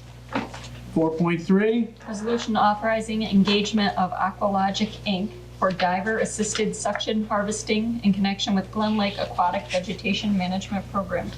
Okay, well, Glen Lake has researched the topic, and they have used Aqualogic in the past. They have been satisfied with the services they've gotten from Aqualogic, and this is for an aquatic vegetation management program for Glen Lake in 2019, this year. And the amount will be $1,000 per day for up to 35 days, plus a one-time setup fee of $200, so not to exceed total of $35,200. And such program to consist of diver-assisted suction harvesting, also known as DASH, to control invasive aquatic species within portions of Glen Lake. And I should add to the public, for public knowledge, whereas in Chapter 4, 3C, 2F of the town purchasing procedure, upon the town board considering the reasonableness of the fee, it may engage a particular professional which was previously used in connection with the project being undertaken or continued, or a substantially similar project without soliciting multiple vendors. And this resolution is the town board wishes to authorize engagement of Aqualogic for an aquatic vegetation management program for Glen Lake in 2019. 4.4. Resolution authorizing engagement of Aqualogic, Inc. for diver-assisted suction harvesting in connection with Lake Sunnyside Aquatic Vegetation Management Program. Okay, again, very similar to Glen Lake. Lake Sunnyside would like to use Aqualogic Aquatic Vegetation Management Program for Lake Sunnyside in 2019 with the amount of $1,000 per day plus a one-time setup fee of $200, not to exceed $30,200, and such program to consist of diver-assisted suction harvesting, also known as DASH, to control invasive aquatic species within portions of Lake Sunnyside. And again, whereas in Chapter 4, 3C, 2F of the town purchasing procedures, upon the town board considering the reasonableness of the fee, it may engage a particular professional which was previously used in connection with the project being undertaken or continued, or a substantially similar project without soliciting multiple vendors. 4.5. Resolution authorizing installation of street light at intersection of Richmond Hill Drive and Upper Sherman Avenue. All right, George, you want to take this one? Or you want me to do it? Go ahead. All right. George has requested on behalf of some of the residents in that particular area that a street light be included at the intersection of Richmond Hill Drive and Upper Sherman Avenue in the town of Queensbury. And we're looking at National Grid poll number 91 or 91.5 as we are going to allow National Grid to determine which is most appropriate. And George, that is because the drivers have been worried about public safety in that particular section, and that they feel that a traffic light, and you feel too, would improve it. And then it'll be up to this board to see if we agree with you. 4.6, Resolution authorizing acceptance of New York State Energy Research and Development Authority's Clean Energy Communities Clean Energy Community Grant Funds and Agreement. okay. So this has been a process. In 2017, the town board declared its intention to participate in NYSERDA's Clean Energy Communities Program and Unified Permitting Process. And we established many of the terms and of the clean energy community to the point where we have been declared a clean energy community. And we worked with Kathy Pizzoni, NYSERDA, and the Clean Energy Communities Committee, which I want to thank. Some members out in the audience. Thank you for your efforts. And we became eligible for a $50,000 grant. And this town board in 2018 authorized the application of the $50,000 no in-kind Clean Energy Communities Clean Energy Community Grant. And whereas NYSERDA has awarded to the town of Queensbury $50,000, this is a resolve that the Queensbury Town Board hereby accepts $50,000 no in-kind match Clean Energy Communities Clean Energy Community Grant funding from the New York State Energy Research Development Authority, also known as NYSERDA. 4.7. Resolution authorizing one-year renewal of animal control services agreement between the town of Queensbury and SPCA of Upstate New York, Inc. All right, SPCA of Upstate New York has done a wonderful job of dog control in the town of Queensbury. We've been very happy with their services. They've incurred additional costs, unanticipated costs, such as insurance. So we have an insurance requirement. And that insurance requirement is typically, according to them, much more than other municipalities. So we checked with our insurance company, and they said that they're very happy with this. And the insurance is section number 9. SPCA shall provide liability insurance coverages in types and amounts as required by the town. The SPCA shall provide liability coverage in the amount of $2 million with a $5 million umbrella policy naming the town as an additional insurer. The SPCA shall also provide insurance coverage for automobiles owned and leased by the SPCA and workers' compensation insurance and disability benefit insurance in accordance with New York State law. And the SPCA shall provide the town with certificates of insurance demonstrating acceptable coverage at the time of the agreement of execution. They have. But that is almost a cost of almost $8,000 for them. All right, that, and they've done a great job above and beyond the call of duty. So the older contract called for $65,000. And the only change is this contract is for $75,000. The additional costs are there, and this is the same. So this has not changed, but I'm just telling the public, for the sake of telling the public, that they also get $100 per response for calls or reports that are after hours in emergency situations. That doesn't change. So the annual fee of $75,000 is $10,000 more than last year. If the board appreciates their work and appreciates this price, they'll pass this resolution tonight. 4.8. Resolution authorizing seeking of bids through New York State Office of General Services Procurement Program or local bid for computers, hardware related to conversion of Windows 10. All right. We need to convert Windows 10 to stay alive, get updates. The old Windows version that we have no longer can get updates for it, or won't be able to get updates in the near future, I should say. And so it's time to convert to Windows 10. So this is go out to bid. How much will it cost to go out and get Windows 10 for the town's computer operating system? 4.9. Resolution setting hearing on Halcyon Properties, Inc. application for variance waiver request from sanitary sewer connection requirements. Okay, this is located on 377 Corinth Road. And it's part of the new Cary Road Industrial Park sewer system. It currently is 20 some odd acres with a house on it. Now, that's likely to redevelop, but until it does, this is a request, and we'll have a hearing on this April 1st. This is a request from the town board of a variance or a waiver from Town Code 136-44.1 for an exemption from the town's connection requirements to connect to this property located at 377 Frith Road. And again, the hearing will be April 1st. 410. Resolution to amend 2018 budget. And it's just a little here and a little there, where it wasn't needed to where it is needed, no big numbers. 411. Resolution approving audit of bills, warrant of March 19th, 2019. Okay, this is a warrant of bills with a run date of March 14th and a payment date of March 19th, 2019, totaling $848,919.45. Resolution 412. Resolution authorizing tennis courts repair, resurfacing capital park improvement project, increasing capital project fund number 156, withdrawal from capital reserve number 61, and recreation agreement. All right, we've got a very good relationship with Queensbury School District. We use their tennis courts.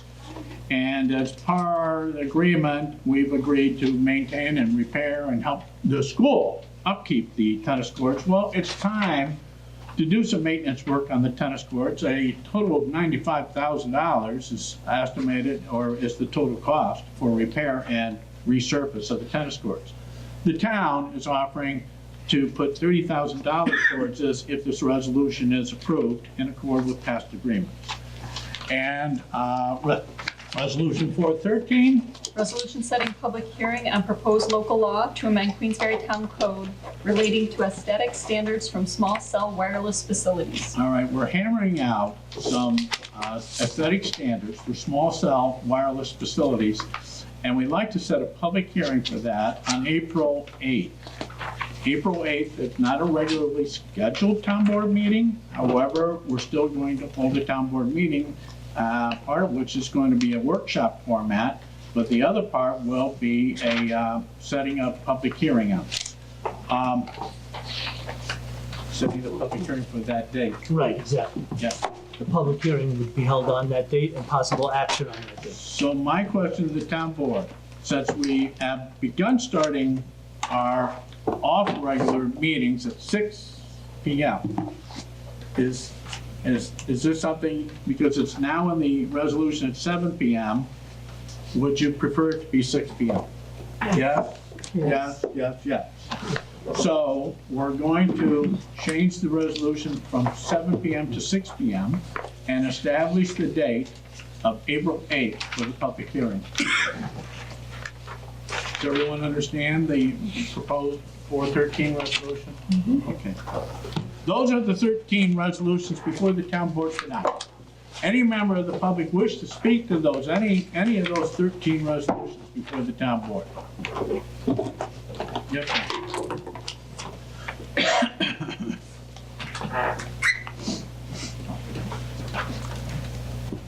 Laura Coles, 116 Wildwood in Queensbury. I just have a question regarding the movement of money within the budget. You mentioned that it was little bits here and there. Is anything in the line of a $60,000 number? I think there were about 300, 350. I will read them. I usually don't. Well, I have a specific one that I was advised. 330, 485, 100. Okay. All right, so 330 needs to be moved to fuel, because we used additional fuel.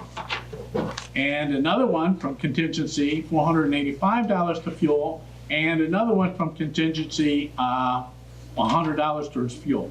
So they come from different contingencies, but they all go to additional fuel expenses. Okay. Okay? That answers that question. In the line of 60,000. Well, I'll come back on that then. Or am I aware of any 60,000 things? All right. Anybody else like to speak to any of the resolutions before the town board tonight?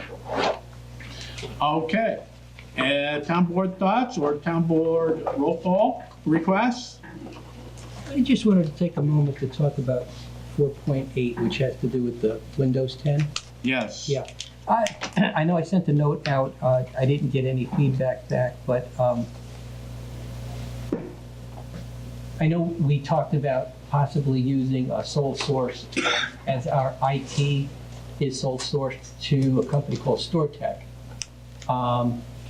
And what was involved with going out with an RFP to have equipment come in and then be worked by StoreTech, and the additional work that would be involved. I don't know if this is like so black and white that, you know, we have to go out for RFP because that equipment coming in No, it's is going to not. have to be completely reworked. And you were entirely right on your email and your assessment. However, town council thought that we should play it safe. Okay. Because you're talking about a potential number that may be 70, 80, 90, we don't know how they're gonna come in. Right. But potentially a big enough number so that, you know what, why don't we just set it out there for RFPs and be on the safe side? Sure. But you're entirely right Okay. for your judgment and what we could have done, but Play it safe. play it safe. Okay. Anything else, any other thoughts? Any roll call? No. Okay. Anybody like to put forward a motion to approve resolutions 4.1 through 413? I'll introduce. Introduced by Councilman Medavere, seconded by Councilwoman Atherton. All those in, no. Rose, would you do a roll call vote on all those resolutions? That's what I was going to say. Councilperson Atherton? Yes. Barone? Yes. Switzer? Yes. Stroud? Yes. And Medavere? Yes. All right, resolutions passed unanimously. Thank you. Any correspondence, Rose? No correspondence. All right, privilege of the floor. Anybody like to talk to the town board about any town topic? Yes, ma'am. Since I've been here, I will mention, I have a concern as a resident. Call. Sorry, Okay. can you hear me? Yeah. Laura Coles, 116 Wildwood. As a resident of Queensbury and owner of multiple businesses in the town of Queensbury, I have been attending multiple meetings at the county level and thought it would be appropriate at this point to also mention my concerns at the town of Queensbury level. This is related to sales and occupancy taxes. There's been conversation about reallocation of how sales taxes awarded to the various places as it's refunded back from New York State. I would urge town of Queensbury to give a lot of serious thought to that, as I'm sure you will, and how it will impact the residents, both at a business owner level and as a local resident owner, and also occupancy tax. I have concerns that some of the things that are done at the county level and at the town of Queensbury level are not necessarily in accordance with the original intent of why occupancy tax was passed, for the promotion of certain things to bring more business and tourists and money into our area. I think that sometimes money is instead spent on things that most business owners, myself included, would consider to be operational expenses, which may not be in the spirit of what that money was intended for. So I would urge the town, anytime something of that nature comes up, to please look and try to clarify on OCTEX specifically, are we spending it on operational expenses associated with things in the town, or are we spending it on promotional things that will help improve and grow so that we have more money to spend on the operational items? So thank you for allowing me to speak for a moment to those two topics. Can I ask you what type of businesses they are that? Personally, Yeah. I own and operate the Clarion Inn and Suites, which is in the town of Queensbury. I am also an owner of 2 additional businesses that are actually in Lake George. So thank you. You're welcome. Okay, thank you. Anybody else? All right. We'll move on then to town board discussions. Jennifer, let's start with you this time. Sure. Just wanted to thank some of the local volunteer fire companies who last Friday were busy in the town with flooding issues because of the wonderful warm weather that we had and the huge snowbanks that we had. They did not help with some of the, that didn't really help some of the local residents. Some of them had flooded roadways and driveways, and they were called in and they helped alleviate that problem. And all of the students have left, but I went to Once on This Island, the production at Queensbury High School. Annually, they put on a musical, and just wanted to give a shout out to them and a kudos to them. They do an incredible job every year, and there's hundreds of students that are involved, whether it's behind the scenes or on the stage. I don't think we do enough to recognize the youth in the area outside of maybe sporting events, and this is an opportunity to recognize those in the arts and the importance that they play in our community as well. And that's all I have tonight. Yeah, well, that's a good point. While we're on good efforts of students, you might want to, hooray, Glens Falls basketball. What a team. And you know, that looks like a holiday movie. Did you see the ending? I mean, that wasn't real, right? That was a movie Hollywood made. It couldn't have been real. Did you see it? I saw it on YouTube. Yeah, it's fantastic. So congratulations to the kids at Glens Falls. Congratulations to the kids at Queensbury. And Jennifer knows as well as anybody, you know, the great things that our local kids do really do need the kind of recognition that you just gave us. Thank you. George? Well, talking about basketball, I think they play in the Federation tournament this weekend, so anybody who didn't get down to Binghamton has one more chance to see them play. If you can get tickets. Possibly two more chances. Two more chances? Possibly. Yeah. If they win Saturday, they play again Sunday. Ah, okay. Very good. But they play a really tough team on Saturday. The Bronx, you know, they're, anyway, I heard that it's going to be tough. Yeah. But The only other note I had was I did drive up Aviation Road, and there was some gentleman making markings around Cottage Hill, so I'm assuming the light is going to go in the near future? I haven't heard anything, George. That's yeah, well, hooray. Well, those poles finally came in, maybe, huh? They were spraying, markings all around there. They probably were waiting for spring to come, if it ever does come. Right. Well, they were spraying markings on the snow, so they're not going to last there very long. All right, well, thanks for the heads up, and hopefully we'll see that, yeah, yeah. Anything else? That's it. Okay. Catherine? I just have one thing, which is on Wednesday at 6:30, I believe, in the Holden Room in the library will be the first meeting of a grassroots initiative for clean air. Provisionally, it's going to be called the Greater Glens Falls Wants Clean Air. I imagine that name will change. And it's being organized by Tracy Fish, and it's going to be supported and by the Energy Justice Network, which is energyjustice.net. They're going to provide some support and guidance, bring your own ideas and your concerns, and help work together to determine the first steps of this initiative. That's it. Okay. Thank you. Tony? Nothing for me tonight.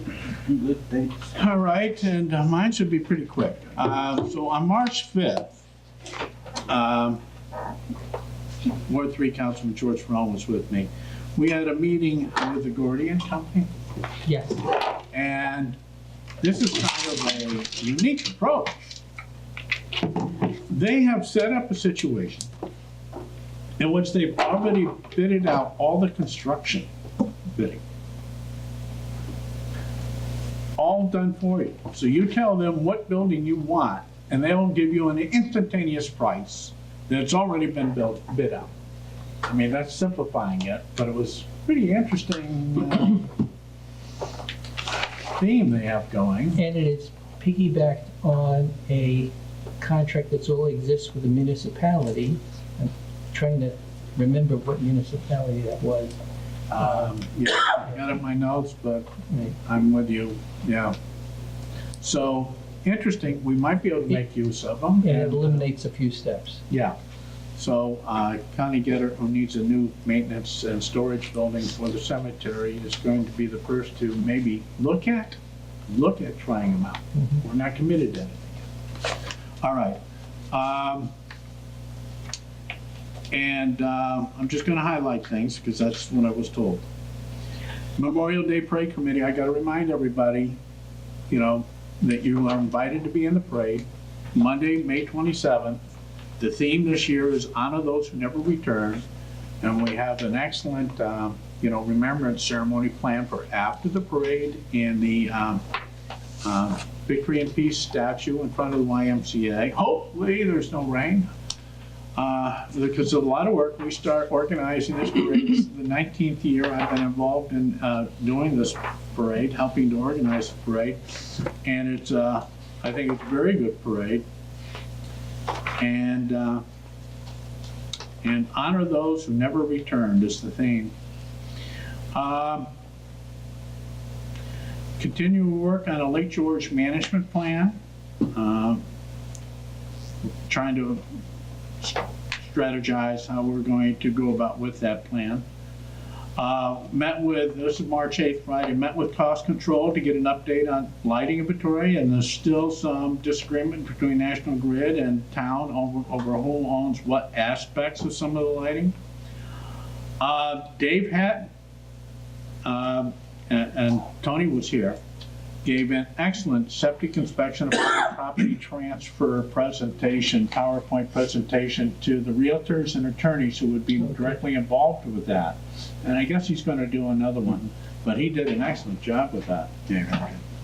On March 9th, Saturday, I went to the Adirondack Chamber of Commerce's 30th annual J. Wohler Jucket Award presentation, and I couldn't think of a better person to receive that award, Elizabeth Miller, and she has done so much for the community. She well deserving. All right, then on Monday, March 11th, we had a town board workshop. We talked about the LEDs for Main Street and the $1 Million Mile. Did you guys get up and take a look at those yet? I know, George, did you get over that night? Yeah, it's still, I went up to Lake George Village, and you see what's going in there. And everything's lit up very brightly, nicely. But I think they're going with a higher lumen. So we're scaled down the lumens to 3,000. I'm inclined to go with a 45 watt. I know I may have mentioned 50, I was wrong. Kathy Mazzoni corrected me, it was 45 watt. Right. And versus 36 watt. I don't know. Did you get up there, Catherine? No. All right, try and get up there and tell me what you think. We also talked about withdrawing 75 Overlook Drive from the municipal sewer rents because it shouldn't be in the sewer district. Then Craig Brown's going to draw up something for us to consider, zoning amendments for interior storage in the commercial light industrial zone. And of course, we discussed the Fort Miller rezoning, or at least the applicants did. We did very little discussion of that. We just took their input and passed it on to the applicant for their input. And I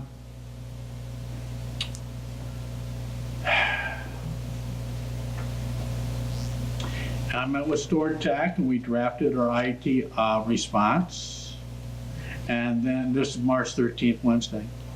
And then I did the Lake George Regional Chamber of Commerce chat dinner at Dunham's Bay Lodge.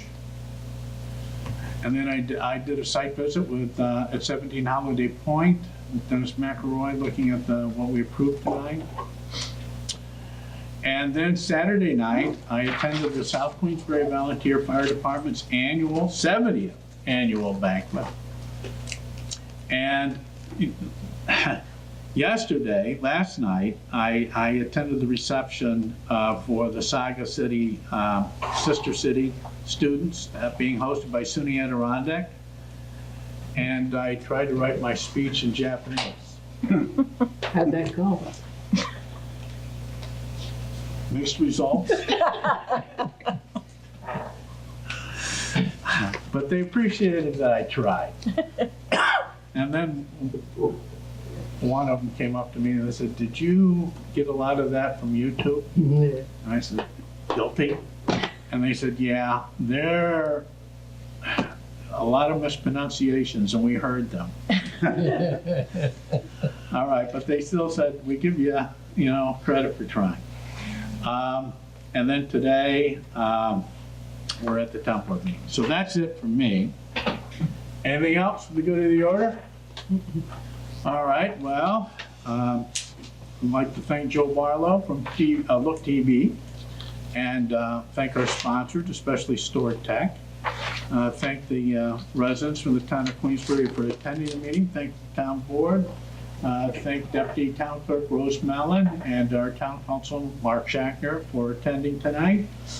And if there's nothing else, I will entertain a motion to adjourn. So moved. Moved by Councilwoman Switzer, seconded by Councilwoman Atherton. All those in favor of adjourning, say aye. Aye. Aye, it's unanimous.